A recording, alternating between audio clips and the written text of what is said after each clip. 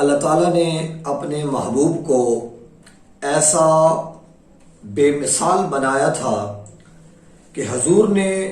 ہمیں دین و دنیا کے تمام معاملات کے اندر ایسی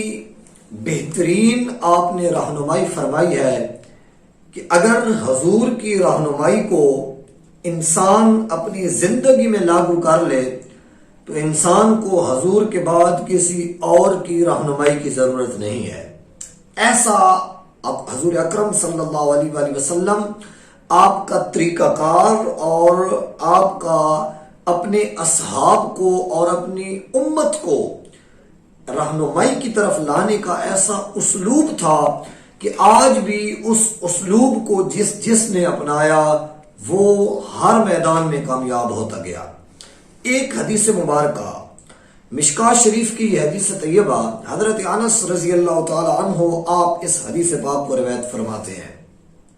حضور اکرم صلی اللہ علیہ وآلہ وسلم کے پاس ایک شخص آیا، وہ آ کے عرض کرتا ہے کہ اے اللہ کے نبی، مجھے کچھ ایسا مشورہ عطا کیجئے کہ مجھے کچھ ایسی وصیت فرما دیجئے کہ جس پر میں عمل کر کے کامیاب ہو سکوں، اپنے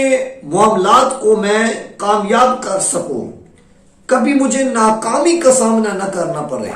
تو حضور اکرم صلی اللہ علیہ وآلہ وسلم آپ نے ارشاد فرمایا کہ تو اپنے کاموں کے اندر تدبر اختیار کر۔ تدبر اختیار کرنے کا مطلب یہ ہے کہ تو اپنے کاموں کے انجام کو دیکھ۔ جب بھی تو کسی کام کرنے کا ارادہ رکھتا ہو، جب بھی تو کوئی کام کرنا چاہے تو اس کا انجام دیکھ۔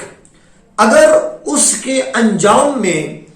تمہیں خیر نظر آ رہی ہے، بھلائی نظر آ رہی ہے تو اس کام کو کر لو۔ اگر اس کام کے آخر میں یا اس کے نتیجے میں